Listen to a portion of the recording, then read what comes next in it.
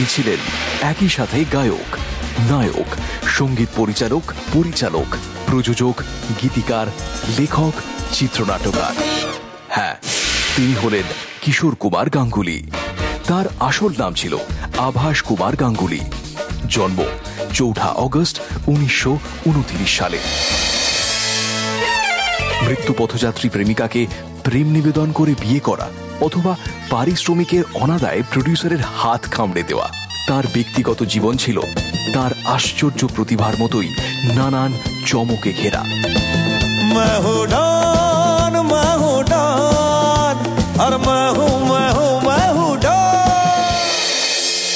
KL সেগলকে তিনি তার গানের গুরু বলে ভক্তি করতেন। তারই মতো হুবহু নকল করে গাইতেন প্রথম জীবনে। এমনকি শচীন দেব বর্মনকেও নকল করতে পারতেন আশ্চর্যজনকভাবে। শচীন দেব বর্মন সেই গান শুনে তৎক্ষণাৎ জহুরির মতো চিনে ফেললেন কিশোর কুমারের প্রতিভা।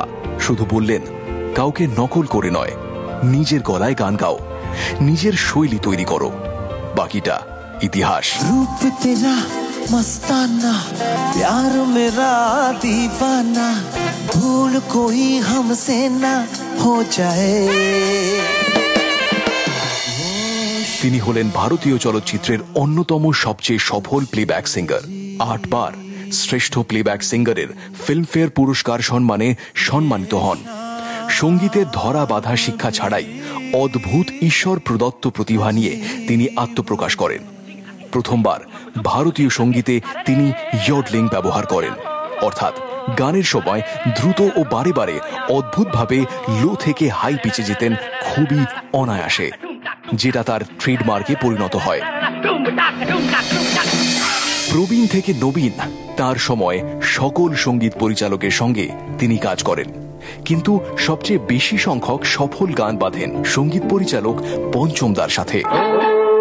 আধো আলো ছায়াতে কিছু ভালোবাসাতে, আধো আলো ছায়াতে কিছু ভালোবাসাতে, আজ মন ভোলাতে হবে বলো কার।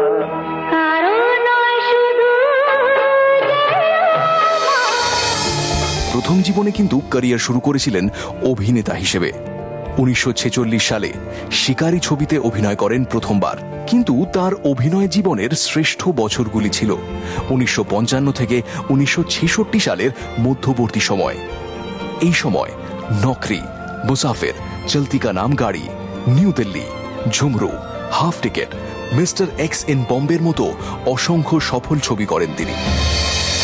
শুনলে অবাক লাগে, আনন্দ ছবিতে লিড রোলের ভূমিকায় রাজেশ খান্না নন।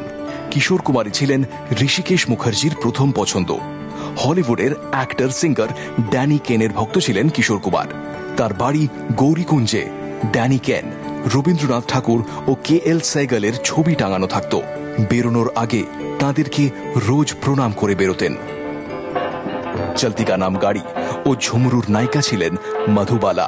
1960 সালে মধুবালা যখন গুরুতর অসুস্থ, জীবন যখন অনিশ্চিত, চিকিৎসার জন্য লন্ডনে যাবেন, সেই সময় কিশোর কুমার তাকে প্রেম নিবেদন ও বিয়ে করেন।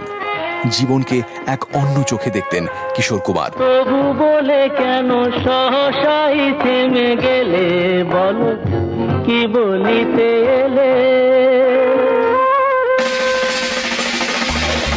বাড়ির বাইরে আবার লেখা থাকতো বিওয়্যার অফ কিশোর। সাংবাদিকদের এড়াতে ঘরে মানুষের করটি ও ভুতুড়ে লাইটিং দিয়ে সাজিয়ে রাখতেন। নটবর নটবর নটবর নাগর তুমি করো না মশকরা, নটবর নাগর তুমি করো না। তার রুল ছিল নো পে নো ওয়ার্ক। একবার অর্ধেক মুখে মেকআপ করে ফ্লোরে এলেন। ডিরেক্টর জিজ্ঞেস করলে সোজা উত্তর, আধা পয়সা আধা মেকআপ। আরেকবার টাকা বাকি থাকায় ডায়লগের মাঝে মাঝে বলে উঠছিলেন 5,000 রুপইয়া, 5,000 রুপইয়া। শেষে ডিগবাজি খেয়ে সেটের বাইরে বেরিয়ে যান।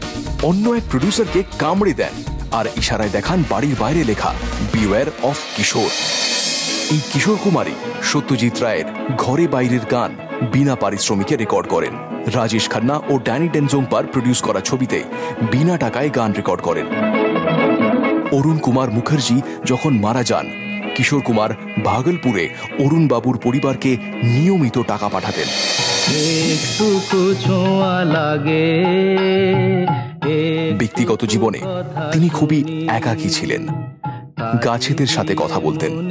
একবার এক সাংবাদিককে বাড়ির বাগানে নিয়ে গিয়ে গাছেদের সাথে পরিচয় করিয়ে দিয়ে বলেন, এরাই তার সবচেয়ে প্রিয় বন্ধু।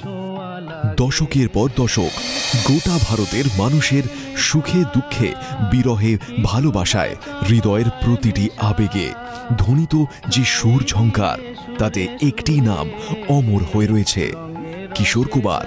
এই মহান শিল্পীকে জি বাংলা সিনেমা জানায় প্রণাম।